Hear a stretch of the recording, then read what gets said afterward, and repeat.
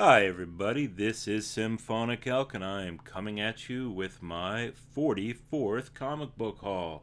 Yep, people, I'm actually putting things out on a decent schedule, so good for me. Anyway, today we have a wide range of books from the hey, that's pretty cool, to the wow, that's unbelievable. So, as always, let's get started with the indie titles.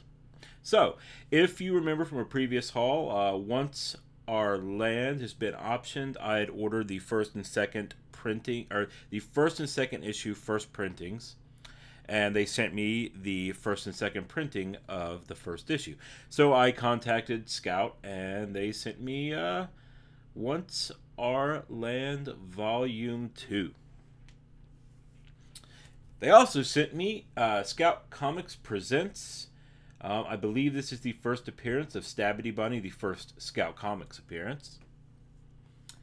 I picked up Jeff Lemire's Sweet Tooth. Again, if you remember from the previous haul, this has been optioned, and I still cannot remember what for, but for something. So, hey, I got it. Yay.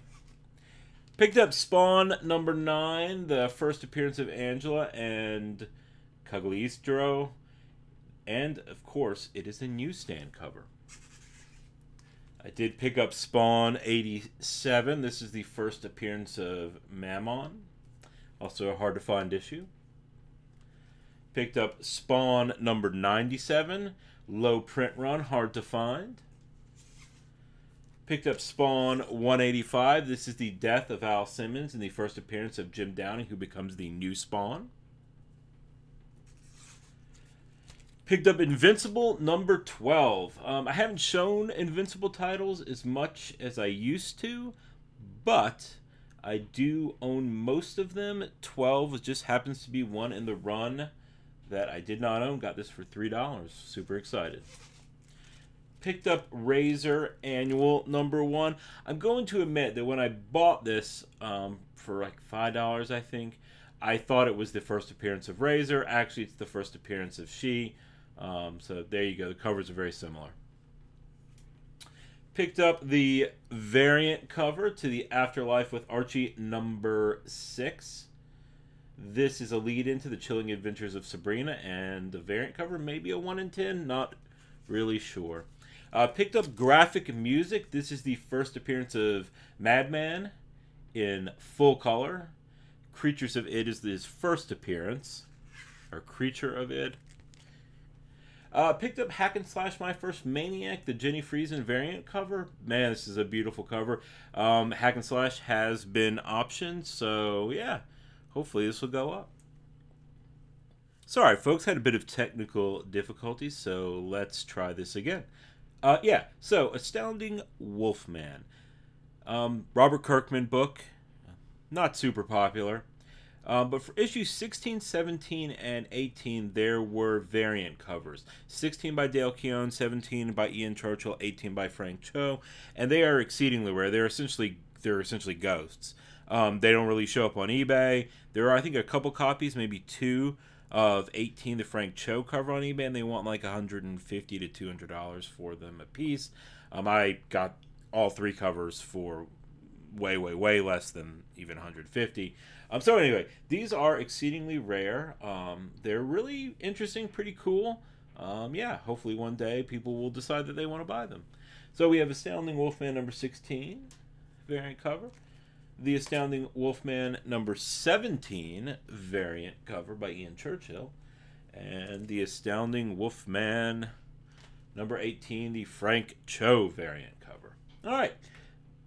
One more book, and then we'll be done with indie titles. So, this is Vampirella Lives, number 2, an Adam Hughes cover. This book has increased in value a lot over, I'd say, the last 6 months to a year. Used to be able to find it really cheap, and now, it's going to be more than $50, generally speaking, to find it. I think it is a really nice cover. Mine does have a little bit of spine damage there, but I'd explain why I got it so cheap. All right. Now on to DC. The first book up we have is The Invisibles by Grant Morrison. This is the first appearance of King Mob, Ragged Robin, Boy, Lord Fanny, and Jack Frost. And I believe, like so many other things, this has been optioned, I think, for a television show. Next, we have Black Adam, the Alex Ross variant cover, 1 and 10. Just really love this cover. And for whatever reason, I had never bought it. So, yeah, now I have it. And next, we're going to have a couple more Adam Hughes covers. So we've got Wonder Woman 172. Really like that. The look of Wonder Woman and Superman together. Adam Hughes did a really good job on this one. Now we also have Superman 710. This one has Superman, also has Batman.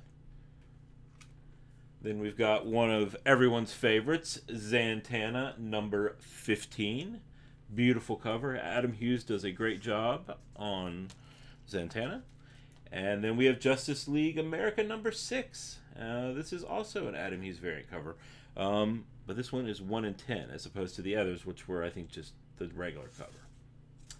So now we have a couple of books that are going to be part of my giveaway for this week. So if you email me at elk.prizes@gmail.com,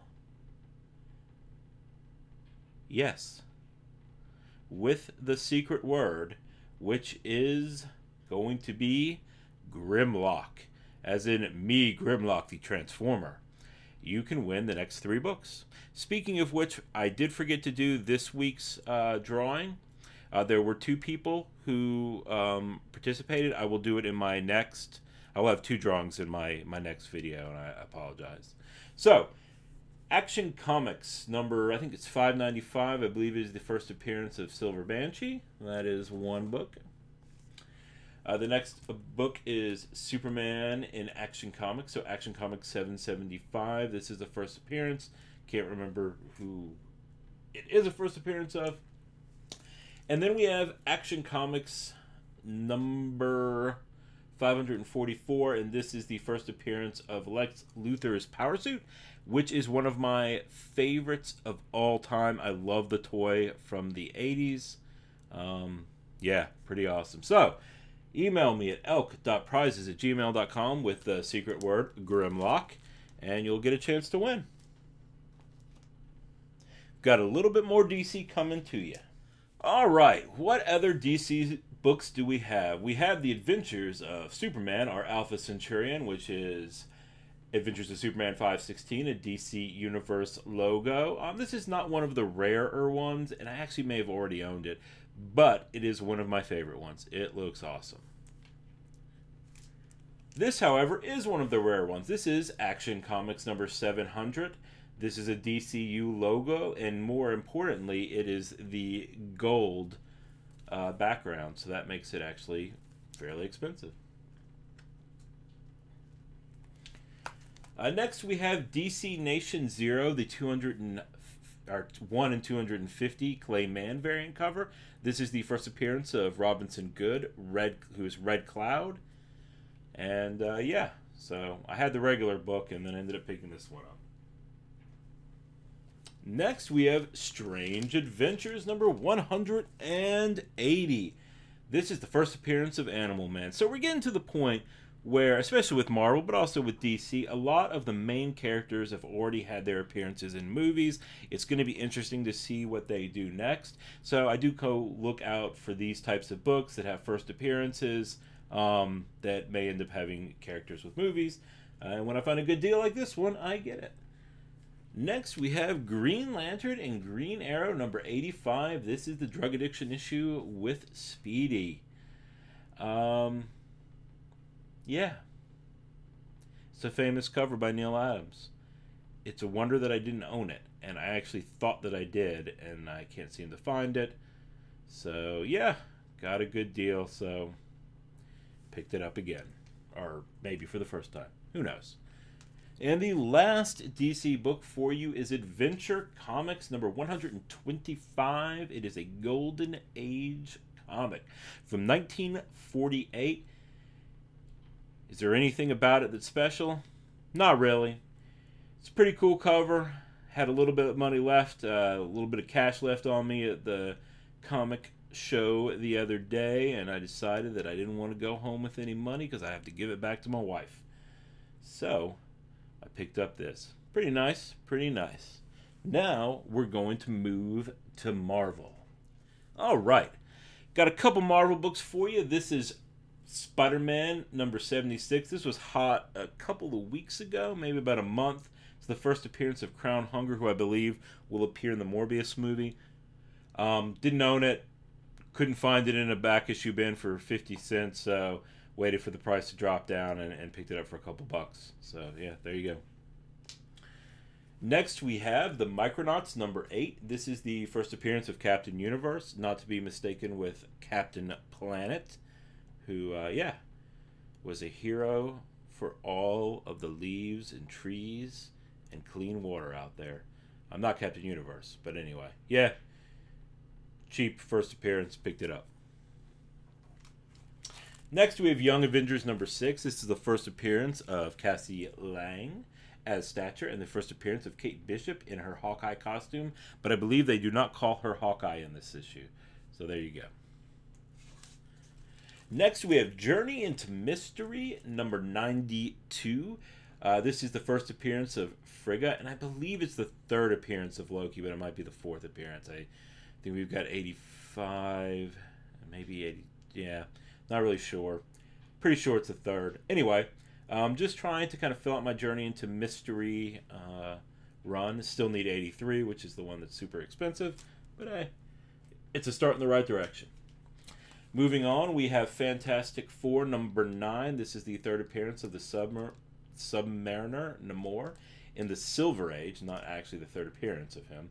I call this the Joey issue because Joey wrote his name, or I suppose his, possibly her, all over this issue. It's where they learned to write in cursive.